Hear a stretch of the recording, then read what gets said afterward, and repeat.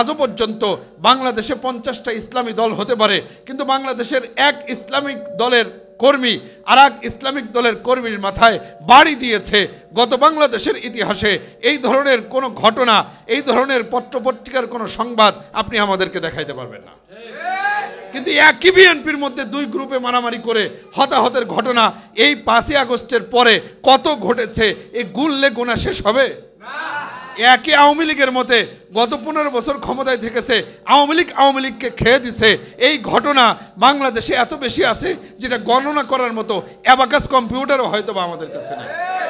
সুতরাং উদ্দেশ্য প্রণোদিতভাবে আমাদের বিরুদ্ধে, ইসলামপন্থীদের বিরুদ্ধে পারসিকরা যেরকমভাবে মনে করত যে এই মোল্লা মৌলবীরা কিছুই পারবে না, এরা আমাদের দেশে কেন আসছে, ওই পারসিকদের ধারণা, ওই ইবনে সাবার গোষ্ঠীর ধারণা, ওই ইসরায়েলের ধারণা, ওই আমেরিকাওয়ালাদের ধারণা, এটা প্রমোট করে আজকে বাংলাদেশে খেলাফতের কাজ যারা করে তাদেরকে কলঙ্কিত করবার জন্য জঙ্গি শব্দ নির্বাচন করে আমাদেরকে দমিয়ে রাখতে চেয়েছে।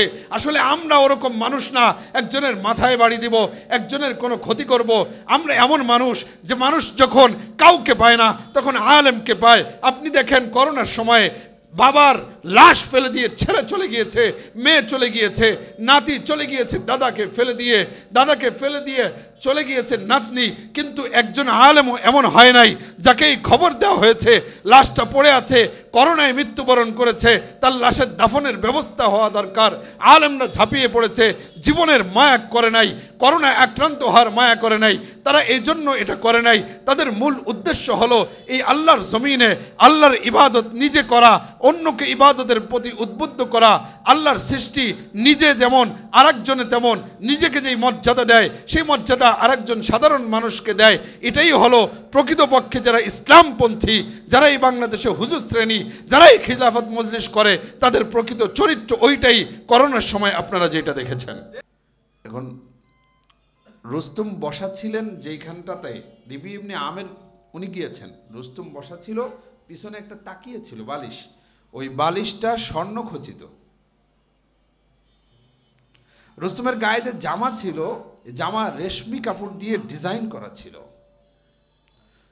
রুস্তুম যে তাজ পরেছিল, তাজ, এই তাজে মাণিক্য খচিত ছিল। তাজ বিভিন্ন ধরনের, আমরা এটাকে ডায়মন্ড বলি সম্ভবত এখন, এই ডায়মন্ড দিয়ে তার যেই রাজ সিংহাসনের যে একটা বিশাল তাজ ছিল, এই তাজটা, টুপিটা, ধরেন টুপি বললাম, এই টুপিটার মধ্যে যে এমব্রয়ডারি ছিল, এমব্রয়ডারি সুতা, এটা এই সুতা ছিল রেশমের, আর ভিতরে যে বুটি বুটি ছিল, এই বুটি বুটি জিনিসগুলো চুমকি টাইপের যেগুলো, এগুলো ছিল গোল্ডেন ডায়মন্ডের। কিন্তু তাকে বলতেছে আপনারা দুনিয়ার অভাবে আছেন, দুনিয়ার অভাব থেকে আপনাদেরকে দুনিয়ার সচ্ছলতার দিকে নিয়ে যাব। যদি বাক্যটা এমন হতো রিবি ইবনে আমেরের আমিন জিক দুনিয়া ইলা সাআতিল আখিরা, তাহলে কোনো পেশ ছিল না, যে দুনিয়ার সংকীর্ণতা থেকে আখিরাতের প্রশস্ততার দিকে নিয়ে যেতে আমরা মুসলমানরা পারসিকদের উপরে হামলা করতে এসেছি। কিন্তু ওনার উত্তরটা এমন হয় নাই। ওনার উত্তর হয়েছে যে আমরা আপনাদেরকে দুনিয়ার অভাব থেকে দুনিয়ার সচ্ছলতার দিকে নিয়ে যেতে চাই। পারস্যের মানুষের দুনিয়ার কিসের অভাব ছিল?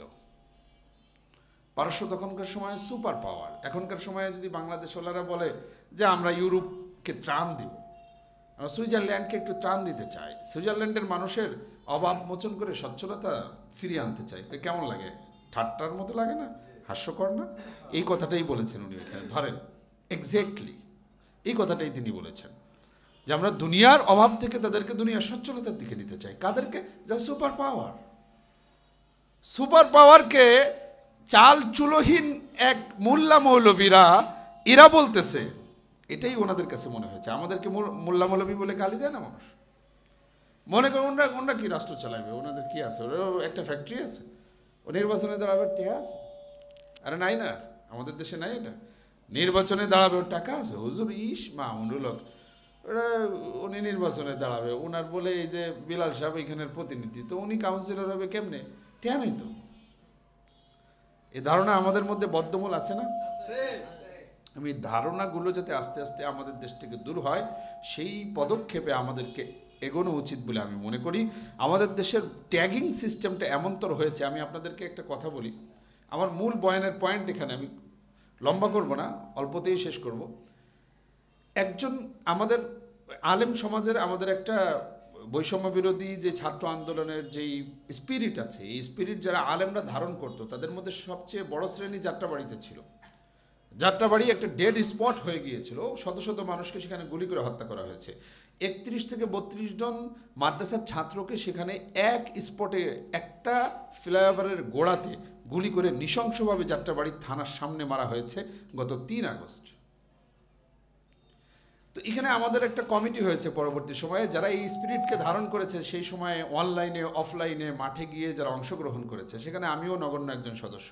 সাধারণ আলেম সমাজ, এই সাধারণ আলেম সমাজের যিনি আমাদের সেক্রেটারির দায়িত্ব পালন করতেছেন তিনি মুফতি রিদওয়ান হাসান, ওনার বাড়ি রংপুরের একটা প্রত্যন্ত অঞ্চলে। তো উনি বলতেছেন আমি সেখানে গেলাম, যাওয়ার পরে আমার এক ফুফাতো ভাই, যে লোকটা শিক্ষা দীক্ষা তেমন একটা নাই, তার একটা স্মার্টফোনও নাই, কিন্তু সে আমাকে বলতেছে যে এখন তো রাজনীতির একটা হেরিক চলতেছে, তুমি কোনটা করো, তুমি জামাত হেফাজত না জঙ্গি? কথা শোনেন, জামাত হেফাজত নাকি জঙ্গি? সেই লোকটার কাছে কিন্তু ইলেকট্রনিক্স মিডিয়া নাই, প্রিন্টিং মিডিয়ার কোনো পত্রিকা নাই, কিন্তু তারপরেও টেলিভিশনের মাধ্যমে রেডিওর মাধ্যমে বিভিন্নভাবে বিভিন্ন প্রচার যন্ত্র রাষ্ট্রের ব্যবহার করে বিগত ফ্যাসিস্টরা আমাদের মধ্যেই ধারণা বদ্ধমূল করেছে যে যদি কেউ টুপি মাথায় দেয় তাহলেই কেমন যেন সে জঙ্গি হতে পারে।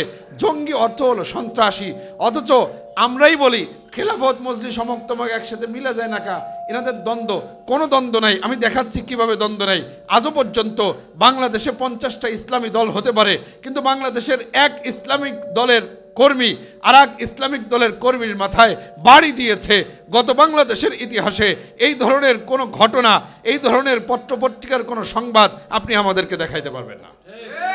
কিন্তু একই বিএনপির মধ্যে দুই গ্রুপে মারামারি করে হতাহতের ঘটনা এই 5ই আগস্টের পরে কত ঘটেছে, এই গুললে গোনা শেষ হবে? একই আওয়ামী লীগের মতে গত 15 বছর ক্ষমতায় থেকেছে, আওয়ামী লীগকে খেয়ে দিছে। এই ঘটনা বাংলাদেশে এত বেশি আছে যেটা গণনা করার মতো অ্যাবাকাস কম্পিউটারও হয়তো বা আমাদের কাছে নেই। সুতরাং উদ্দেশ্য প্রণোদিতভাবে আমাদের বিরুদ্ধে, ইসলামপন্থীদের বিরুদ্ধে পারসিকরা যেরকমভাবে মনে করত যে এই মোল্লা মৌলবীরা কিছুই পারবে না, এরা আমাদের দেশে কেন আসছে, ওই পারসিকদের ধারণা, ওই ইবনে সাবার গোষ্ঠীর ধারণা, ওই ইসরায়েলের ধারণা, ওই আমেরিকাওয়ালাদের ধারণা, এটা প্রমোট করে আজকে বাংলাদেশে খেলাফতের কাজ যারা করে তাদেরকে কলঙ্কিত করবার জন্য জঙ্গি শব্দ নির্বাচন করে আমাদেরকে দমিয়ে রাখতে চেয়েছে। আসলে আমরা ওরকম মানুষ না একজনের মাথায় বাড়ি দিব, একজনের কোনো ক্ষতি করব। আমরা এমন মানুষ যে মানুষ যখন কাউকে পায় না তখন আলেমকে পায়। আপনি দেখেন করোনার সময়ে বাবার লাশ ফেলে দিয়ে ছেলে চলে গিয়েছে, মেয়ে চলে গিয়েছে, নাতি চলে গিয়েছে, দাদাকে ফেলে দিয়ে চলে গিয়েছে নাতনি, কিন্তু একজন আলেমও এমন হয় নাই যাকে এই খবর দেওয়া হয়েছে লাশটা পড়ে আছে, করোনায় মৃত্যুবরণ করেছে, তার লাশের দাফনের ব্যবস্থা হওয়া দরকার। আলেমরা ঝাঁপিয়ে পড়েছে, জীবনের মায়া করে নাই, করোনায় আক্রান্ত হওয়ার মায়া করে নাই, তারা এই জন্য এটা করে নাই। তাদের মূল উদ্দেশ্য হলো এই আল্লাহর জমিনে আল্লাহর ইবাদত নিজে করা, অন্যকে ইবাদতের প্রতি উদ্বুদ্ধ করা। আল্লাহর সৃষ্টি নিজে যেমন আরেকজনে তেমন, নিজেকে যেই মর্যাদা দেয় সেই মর্যাদা আরেকজন সাধারণ মানুষকে দেয়। এটাই হলো প্রকৃতপক্ষে যারা ইসলামপন্থী, যারা এই বাংলাদেশে হুজুর শ্রেণী, যারা এই খিলাফত মজলিস করে, তাদের প্রকৃত চরিত্র ওইটাই করোনার সময় আপনারা যেটা দেখেছেন। এর বাইরে জঙ্গি নাটক হতো, র্যাবের যে প্রধান সে বলছে। ভাই আপনি কি বলবেন এখন? গত 15 বছরে যত জায়গায় দেখেছেন যে হামলা করছে দাড়ি টুপিওয়ালারা, সবগুলো নাটক। অনেক নাটকের কেস মামলা আমি নিজে ড্রিলিং করেছি, আমি নিজে সাক্ষী। সিলেটে আমাদের আব্দুল হক ভাই ভালো লেখেন, ওনাকে আলেম মানুষ, ওনাকে একটা মামলা দেওয়া হলো সাবেক স্বরাষ্ট্রমন্ত্রী মখা, এই যে আসাদদের আগেরটা, এই মখাকে তিনি নাকি হত্যার হুমকি দিয়েছেন। আমি এই নিউজটা দেখে হাসতে হাসতে অবাক হয়ে গেলাম। যেই লোকটার কথা বলছে হুমকি দেওয়া অত দূরের কথা, এই লোকটা ঠিকমতো একটা জায়গা থেকে একটা মোবাইল ছুঁড়ে মারবে সেই ধরনের রাগী মানুষও না। তারা আমরা চিনি, জানি। নিউজ হইল কি, জঙ্গি ধরা হয়েছে, কয়েকদিন পরে নিউজ হলে জঙ্গি ধরা হয়েছে, মামলা দিল কি জঙ্গি। আমি গেলাম হাইকোর্টে, হাইকোর্টে গিয়ে একজন ব্যারিস্টারকে বললাম, হাউ ক্যান ইট পসিবল, আপনি আমাকে বোঝান। উনি আমাকে বোঝাইলেন এটা পসিবল না, আমিও জানি, ট্যাগিংয়ের মামলা এগুলো। আপনাদেরকে বুঝতে হবে সারা পৃথিবীতে ইসলামোফোবিয়া কাজ করছে। আমি ইমরান খানকে, পাকিস্তানের সাবেক প্রধানমন্ত্রী, ধন্যবাদ জানাই যে পৃথিবীর সবচেয়ে বড় আসন যেখানে ইউনাইটেড নেশনের জাতিসংঘের ভাষণ এসে বলেছিল আজকে ইসলামোফোবিয়া করে ইসলামপন্থীদেরকে আমেরিকা কর্তৃক নাজেহাল করার একটা প্রচেষ্টা চলছে, সেখানকার মূল যারা দোসর তারা হলো ইসরায়েলি। এই ইসরায়েলিরা, আমেরিকানরা এবং তাদের দোসররা পৃথিবীতে ইহুদিবাদ, হিন্দুত্ববাদ কায়েমের এক মিশন নিয়ে চলেছে। যারা ট্যাগ দিতে চায় আমরা নাকি দুনিয়ার কিছু বুঝি না, আমরা দুনিয়াকে ঠিক করতে পারি না, আমরা দুনিয়াতে যদি কিছু না পারতাম। আপনি জানেন আফগানিস্তানে অনেক বছর ধরে যেই সমস্ত হুজুরদেরকে কওমি মাদ্রাসার আলেমদের উপরে ন্যাটোরা মিলে 20-22টা রাষ্ট্র মিলে গত 20 বছর ধরে তারা হামলার পরে হামলা, বম্বিংয়ের পরে বম্বিং করেছে। তারা উৎখাত করতে চেয়েছে আফগানিস্তানের এই হুজুর শ্রেণী তালেবানদেরকে। তালেবান মানে মাদ্রাসা শিক্ষার্থী। এই মাদ্রাসা শিক্ষার্থীদের উপরে তাদের হামলা শুরু হয়েছিল। সোভিয়েত ইউনিয়ন চেষ্টা করেছে, পারে নাই। রাশিয়া চেষ্টা করেছে, পারে নাই।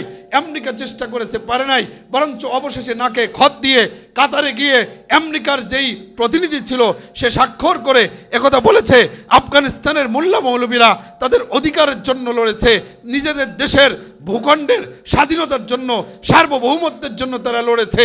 তারা কোনো সন্ত্রাসী ছিল না। তাদের কার্যকলাপের মধ্যে কোনো নিরীহ মানুষকে একবারও হামলা করা পাওয়া যায় নাই। এটি হলো আলেম উলামা। খেলাফত আমরা চাই মানুষকে মারার জন্য, জিহাদ মানুষকে মারার জন্য না ভাই। জিহাদ হলো মানুষকে মানুষের দাসত্ব থেকে, গোলামি থেকে মুক্তি দেওয়ার জন্য।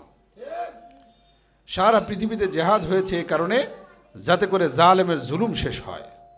সারা পৃথিবীতে খেলাফতের মসনদ কায়েম করার জন্য ইসলামপন্থীরা, হকপন্থীরা কেন চেষ্টা করেন, কেন কথা বলেন, কেন বক্তৃতা দেন, কেন মামুনুল হক গলা ফুলিয়ে একটা চিৎকার করেন? এটার একটাই কারণ যে আমরা যাতে এই সার সার সার সার বলাটা একটু থামায়া দিই।